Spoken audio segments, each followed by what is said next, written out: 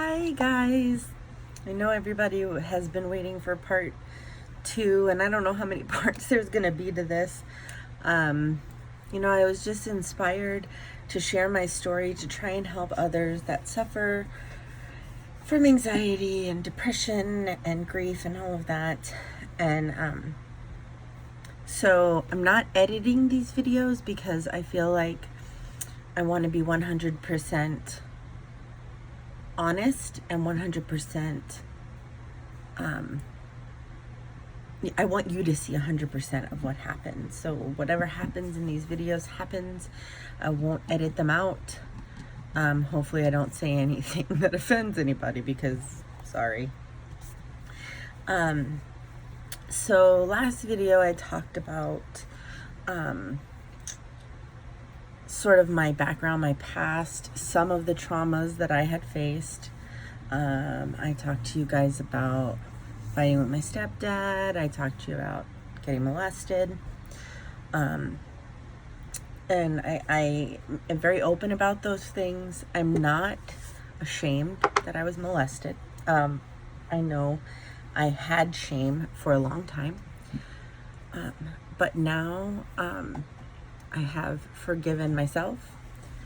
I even forgave him, even though it was extremely hard to do. And as people with anxiety will be able to tell you, probably not explain it well, but they could tell you, we don't let things go very easily.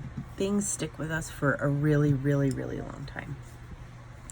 So I forgave him just recently, and I think it was because he died. To be 100% honest, because I don't think I could have done it while he was still here. I'm sorry, my makeup's a mess. Or I don't have any makeup on, but what's left of it. Anyway, so let's talk a little bit about obsessive compulsive disorder. Again, disclaimer, I'm not a doctor. I'm not trying to give anybody any advice. All I'm doing is sharing my experience and giving you a forum. If you need someone to talk to, you can reach out to me because I'm happy to talk. And if you need a friend, I'm happy. Whether you're a friend already, whether you're a stranger, it doesn't matter to me. Because anxiety, grief, depression, bipolar, these are all things that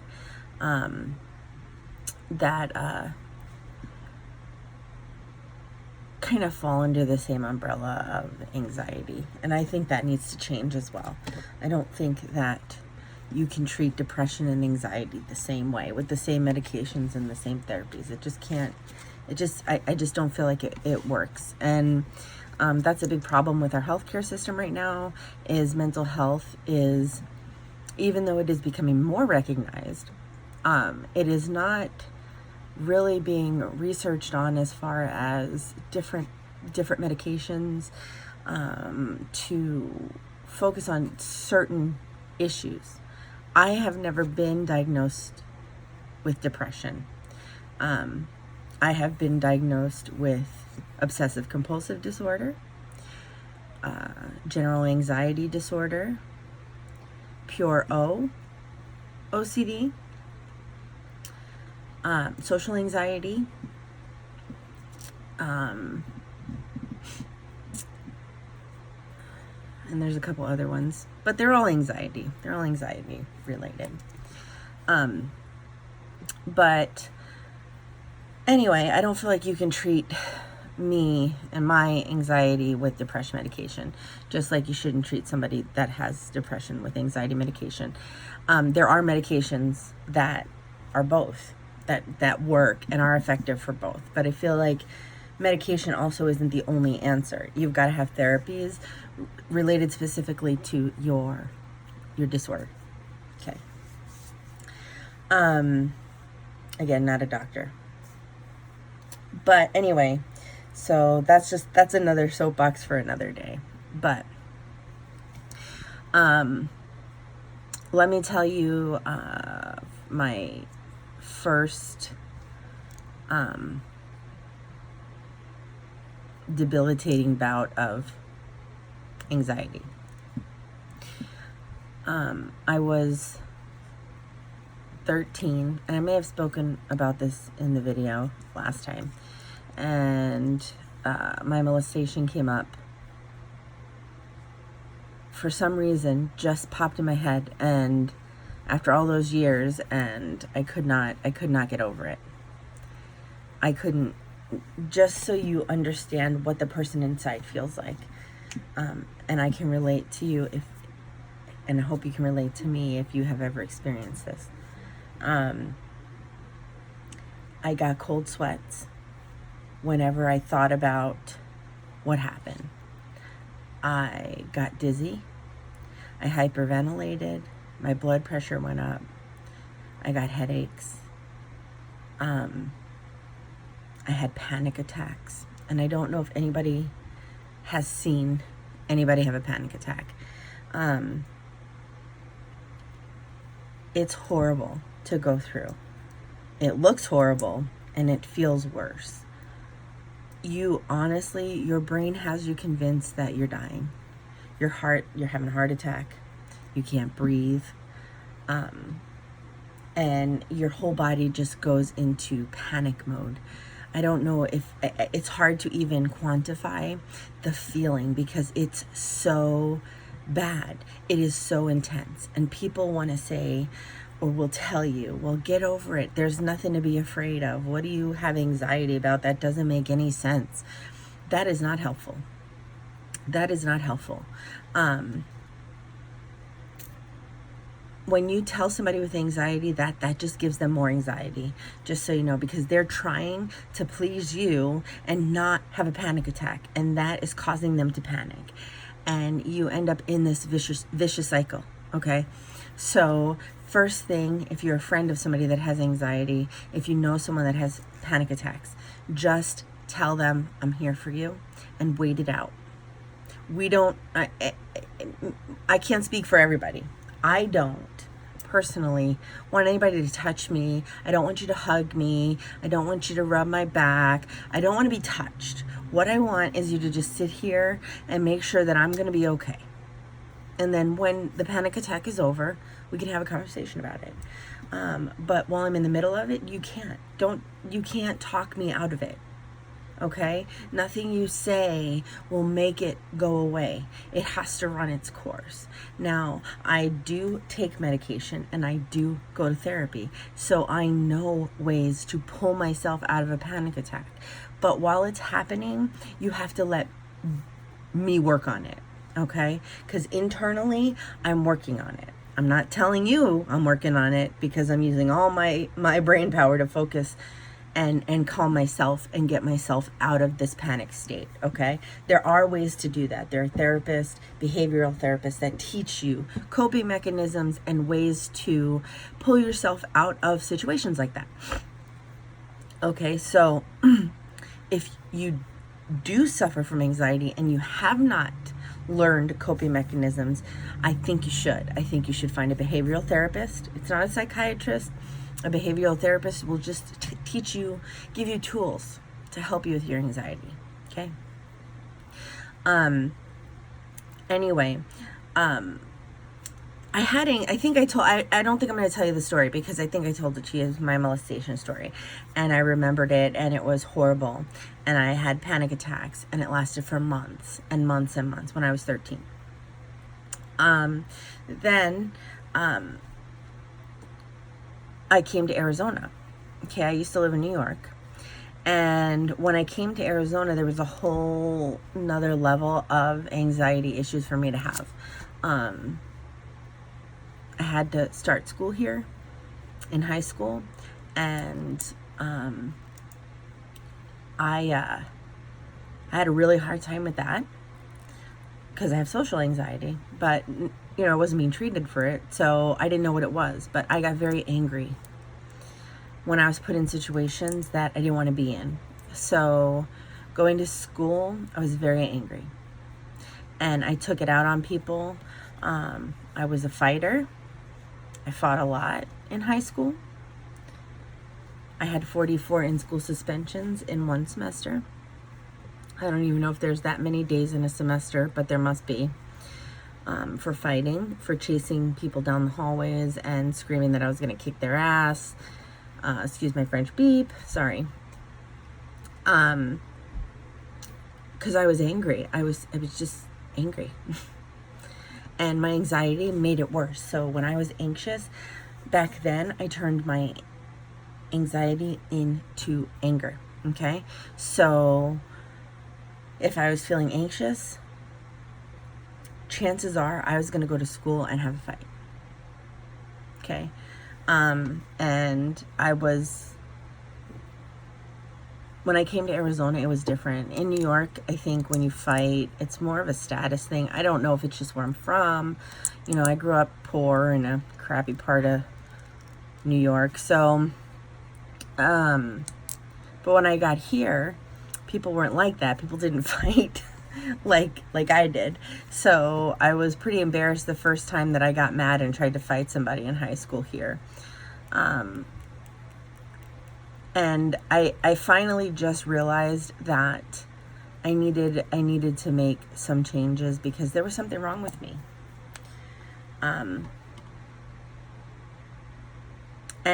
there was and there wasn't. Like, I am who I am no matter what. The anxiety has been with me my whole life. That is not going to ever go away. I was born with it. I will die with it. So there's no cure for it. Okay, but that doesn't mean that you can't live a good life with it. I think I live a good life, but I didn't in the beginning because I didn't understand it. But let's move forward a little bit. So, when I got married, I had another episode of anxiety, OCD anxiety. And I was very obsessed with not being a good person, not deserving my husband. I never wanted to get married. I was afraid I was going to screw it up. So in my brain, every day, every minute, I just obsessed about the fact that I was screwing it up. I was doing something wrong. I was crazy. And my poor husband, he didn't know what he signed up for. And he was very supportive, and he's always been there for me. And I just was off the rails. I was terrified that, you know, I couldn't even like be in the room with him because I was so terrified that something was going to happen, that we were going to fight and he was going to leave and I was going to be it and that was it. And so I avoided being in the same room with him. I did a lot of coping mechanisms to try and trick my mind into feeling better. And the thing is the fear is irrational. My husband never gave me any indication he was leaving. He never, I never had any question, any reason to doubt anything that he ever said to me. You know, my husband's a good man. And that was just my OCD and my issues. And the thing was, though, is that it affected my quality of life. So I was so obsessed with things I couldn't think about. I was at work, but I wasn't thinking about work because I was going over scenarios in my head all the time, constantly. I couldn't focus on what I was doing at work.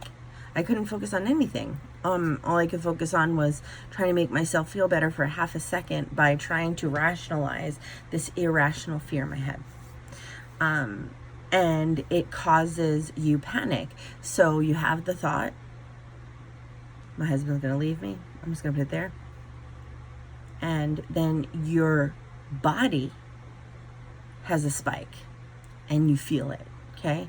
Your brain goes, wait a minute, your endorphins are going, and that thought causes your body to react, and you react in an abnormal way.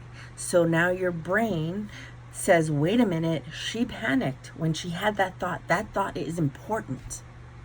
Hang on to it. And that's where OCD comes in, okay?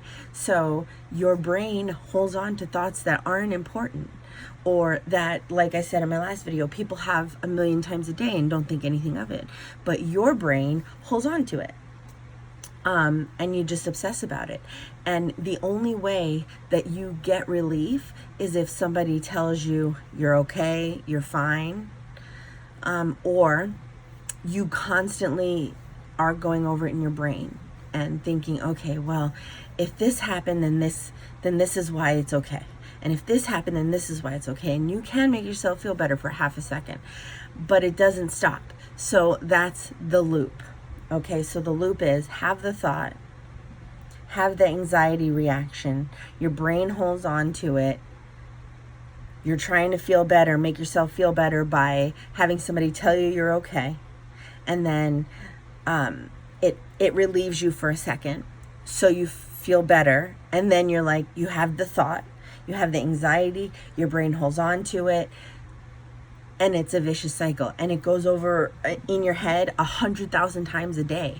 You can't even imagine how many times somebody can think one thought all day long. Like, it is torture. It's torture. And I feel you if you're going through that right now. Okay, and I want to take my experience and try and take my life and help people break that cycle. It is okay to not be okay. And it is okay to need help, you know? And I was the person who never asked for help. I never showed emotion. I had a wall. I was a badass. I was mean. I didn't take no crap from anybody. I didn't need help. Okay? And then I met my husband and we started a family, and I realized I needed help because I had to break the cycle. Like, what was I doing? I was being a crazy person, okay? So I remember the first time my husband came to behavioral therapy with me, and I was so embarrassed because I had to talk about these stupid thoughts and these crazy thoughts that I had in front of him and kind of reveal to him. And I just kept thinking that I'm crazy. He's, why is he with me? Whatever. And my behavioral therapist asked me, what my process was, what my OCD process was. And I told him, I said, I have the thought, I get anxious, I have the thought. Then I asked my husband, is it going to be okay? He tells me I'm okay, and then I'm okay for a few minutes. And then I have to go through it again. And so my husband was telling me I was okay 50 times a day, as much as I could get him to, basically. And my therapist looked at my husband and said, stop it. He said, you're not allowed to reassure her anymore. You have to stop. Because you're part of the problem, because that's giving her relief for a second, and she's obsessing again. It's like giving a drug addict a drug. So my husband stopped making me feel better. And I was so mad. I was so mad because I thought, how could you do that to me? How can you sit here and watch me suffer and not want to help me? And I asked him, how can you do this to me? And he said, I'm helping you. And I screamed, no, you're not. You're not helping me. And he said, I am helping you. And he never wavered from that. My husband still to this day doesn't usually reassure me much because he sees anxiety on the horizon when he starts to do that. So anybody that thinks or overhears a conversation my husband has and he's not trying to reassure me, please know it's not because he doesn't love me. It's because he knows better. Because that will essentially, I'm sorry, my allergies are bad. That will essentially start me in a cycle that I might not be able to break. So he just doesn't do it. And I've come to terms with that. Even though I hated it and I was mad, and I would kick and scream, and I would just say the most horrible things to him because I wanted him to say I was okay, because my anxiety was so bad and I could not. Oh, I was coming out of my skin with it, and he wouldn't. He didn't break. I couldn't break him. That was new for me too. I can usually break people. But after a couple weeks of me being in this panic state and him not reassuring me, I started to realize I was better. I was getting better. My thoughts were not as frequent. My panic was not as hard, as long. And I was reassuring myself as far as being able to have a self-dialogue, an internal dialogue, that basically said, I know that this is anxiety. I recognize it, but the feeling is real. And I must just get through it because nothing is going to hurt me. This is my brain malfunctioning. And that's essentially what it is. And I just kind of would tell myself that. And does it take it away? No. Your brain doesn't go, oh, I'm misbehaving, I must stop now. No, it doesn't work that way. But you eventually get into a pattern where you don't have the anxiety reaction. The anxiety reaction to the thought is the thing that gets it stuck. So you have the thought and then you immediately spike and you have a quick I can't believe I had that thought. Oh my God. And your brain, that's what your brain doesn't hold on to the thought until your body has that reaction. And then your brain goes, oh, I just got flooded. We need to keep this thought. It's important. It is important to us. And it isn't. It isn't important to you. But your brain thinks it is because your body had a reaction because you have a disorder. You have low serotonin in your brain, and serotonin is the gooey stuff in your brain that has your synapses, and I'm explaining this kind of in layman's terms. This isn't, please don't quote me in any medical journal because God knows. But basically, it's the chemical in your brain that allows your thoughts to move. So, like somebody touches you on your hand and you feel that like instantly, right? But that feeling has to travel all the way from the nerve ending in your hand to your brain, okay? So doing this travels to your brain. Your brain goes, oh, you just got touched on the hand. The same thing happens with anxiety and OCD. Those thoughts, you have the thought, but it can't complete because your serotonin levels, your brain isn't working right. Your serotonin levels are low, and you're trying to, have a thought, and it just can't get there. It just can't make the connection. Okay, that's why medication helps, but it's not a cure. But understanding the mechanics of anxiety helps. And I will tell you this.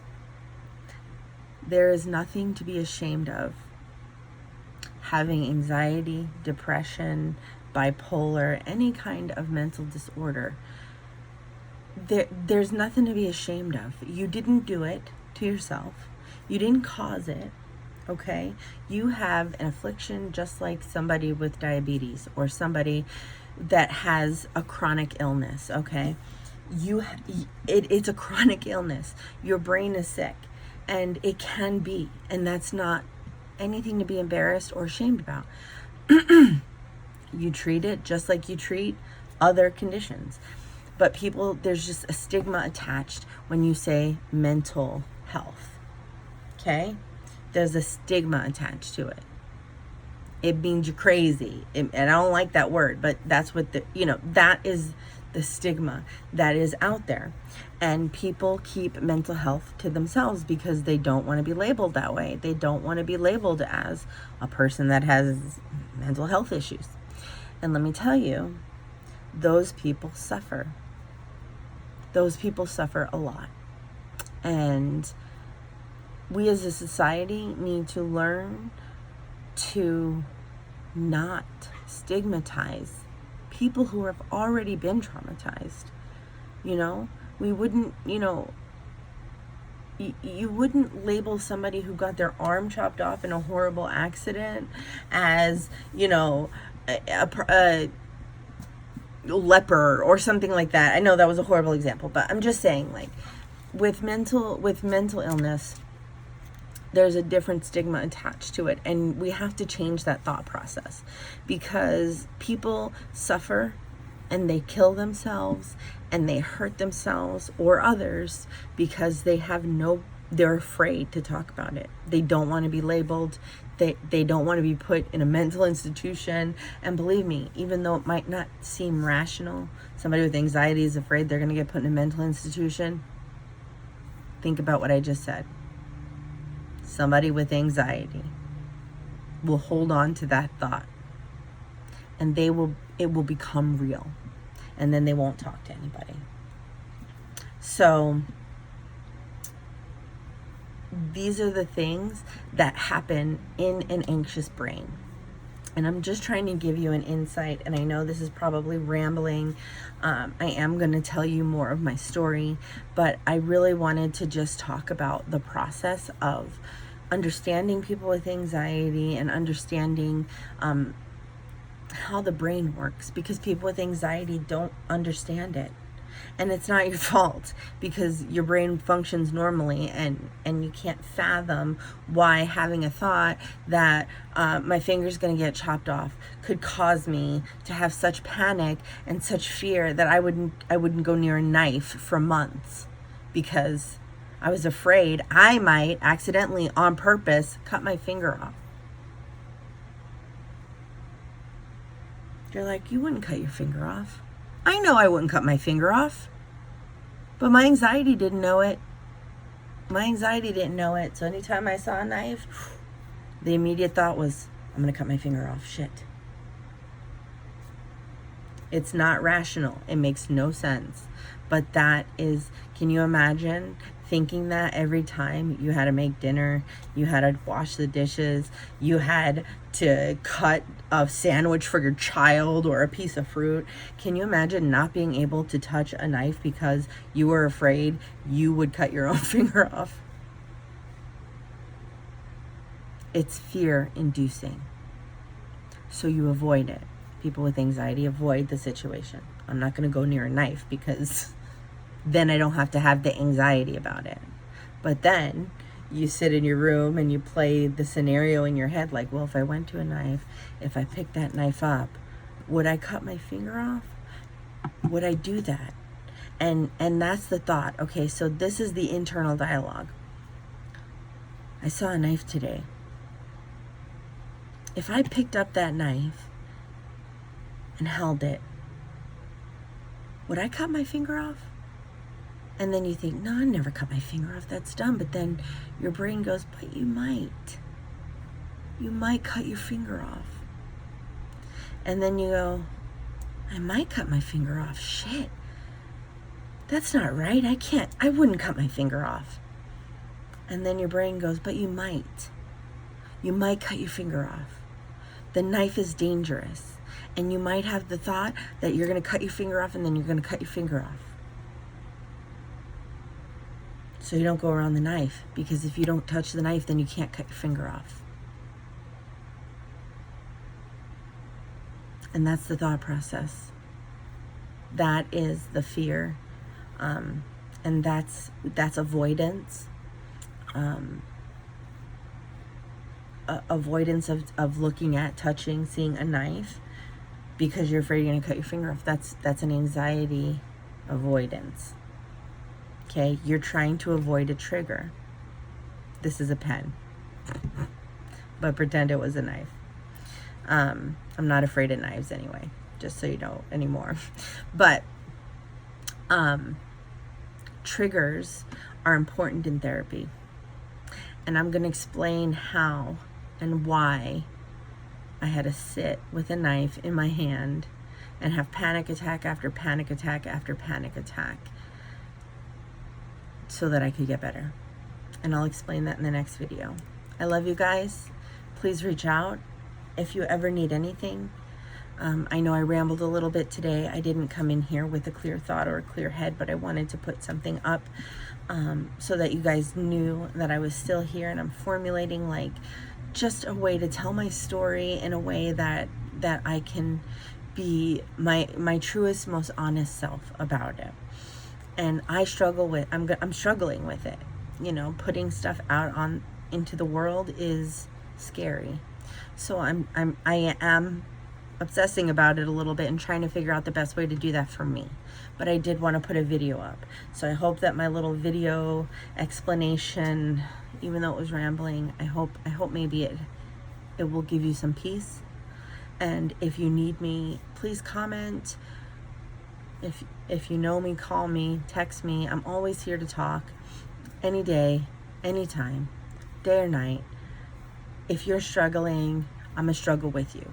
Okay, so let me know, and I will struggle with you until we figure it out. I love you guys. Talk to you soon.